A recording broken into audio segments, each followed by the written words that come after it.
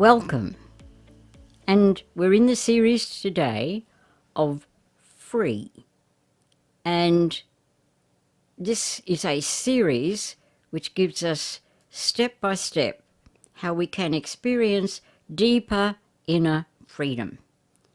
None of us has total inner freedom, but we can increase it, and there are invitations in life to do that. So it is, how do you become free from being run by strong negative feelings such as angry? And they are there to help us move deeper. But in the first experience of it, we may think, or well, not only think, know that we're being run by it. Nothing else can fit into our mind. And so we're using the pattern for this particular series, which is, there's an input which is about gathering together information about this step of strong feelings being able to take over all our inner floor space. And as we pause, we listen to what surfaces in the pause, and we come to accept balancing effects. And when we look back, we'll find that we've become freer as a person. And so, for a beginning, we all have wants, preferences, and dreams. My opinion is that these are the nuts and bolts of how we operate as human beings. And so let's look at these two. They look like they've got all of those three things: wants, preferences, and dreams, and it looks like they're celebrating that they're all positive. So just one short time for you to look at happy, free, problem-free that these two are experiencing. And I am using a crystal rose in different settings to represent this. So when we are happy and free and having no sense of problems, it's like we're hazy, everything's okay, it looks good, the communication with life is stable, and there are lights in it. Light and not dark. Comfort, if you like, for the blue. And as well as that settled and free experiences, we have don't wants, don't likes, dreams shattered. And life is a mix of these two experiences. Ones that we don't like and ones that are like cloud nine, sometimes and briefly. And so this is that same rose on a different background, the darkness of the pain, the redness of the pain. The darkness is probably that you didn't want it, that it arrived out of the blue. And look at the sparkle. The red is kind of got most of the floor space. There's bits of green and there's bits of blue, but they're overtaken, and there's bits of white, and they're overtaken by the red. That's what I'm using to indicate that the don't like is a strong taking up of our inner floor space. So what do you do when you realise that a strong feeling is taking up all your floor space? Well, you definitely don't throw it out. You name it for what it is. Anger, or owning that this is true, this is really me. Don't be repressing it by saying I don't want you, and express it. And that expression may be, find a way to put an image on how you express it, or do it physically. If you're really angry, raise your hand, Bring your fist together. Express it. Don't take it out on other people. Express it for yourself. The anger is there. We increase the lack of freedom within us if we don't name it. And then, knowing that you'd rather not be angry, own that it's a part of your humanity.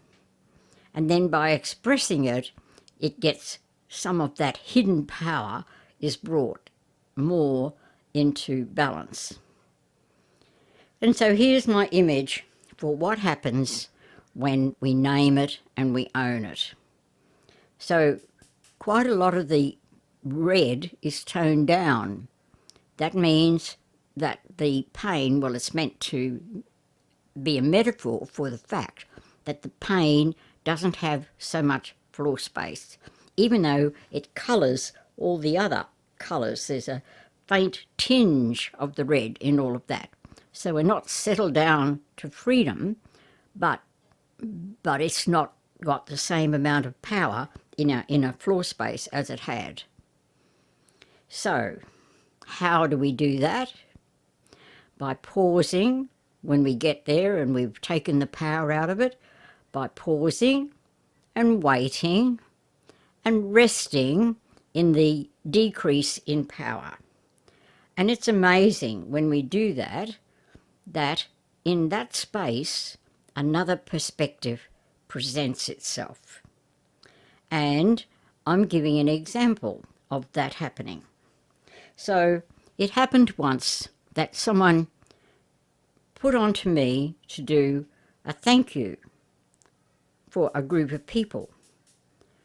And I hadn't really got any say in it.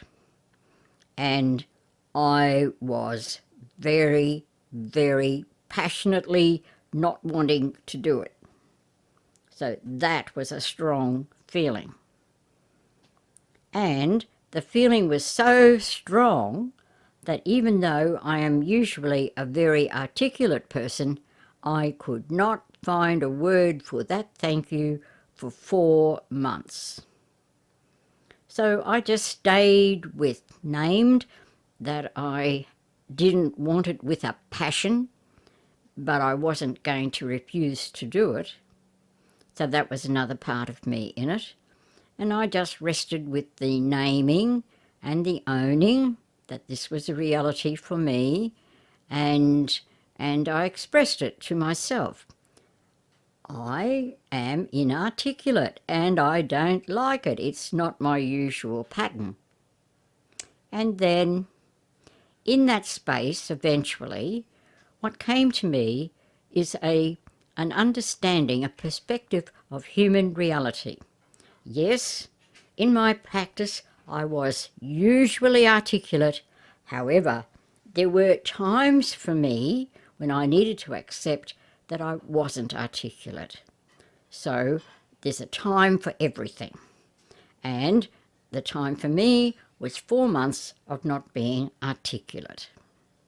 And so in the space we create, when we tone down the floor space that a strong negative feeling has, some other truths will arise for us. They will be unique to each person. So here's an image of what happens when we have paused and listened and it's in the space. Now, this time it doesn't wipe out the pain, but the pain is more in perspective, and there's much more balance, and there's much more light in the thoughts of what's going to happen in the long run. And for me, in that example, I was comfortable that I was having this experience of being inarticulate, and that it was okay, that it was a human dimension, and if I got right up to the day and I couldn't, I would find an alternative. So there was more hope on the horizon. I'd moved from my passionately not wanting to, well, I don't want it, and if it doesn't happen, I've got alternatives. So the power was reduced. And so I received that revelation graciously. It took me some time to get it to be gracious, but I did eventually say, okay, this is the way it is. And in that way, I restored some inner balance. And that's what goes from us when we allow a strong negative feeling to have all of our inner floor space. But actually it's not allow. When a strong negative feeling that is taking all of our inner floor space doesn't come back being reduced somehow or other, then we will lose our inner balance to a degree. So here are these two. That's what we want, and sometimes we have to work to get there. And then, once we've brought more balance, so can the joy of this more inner harmony. And what was disturbing you before now has less inner space, inner floor space, and so therefore you have more possibility of harmonious decisions. And that comes out of having more harmony, not something taking over your inner floor space. And so there's more sense of harmony.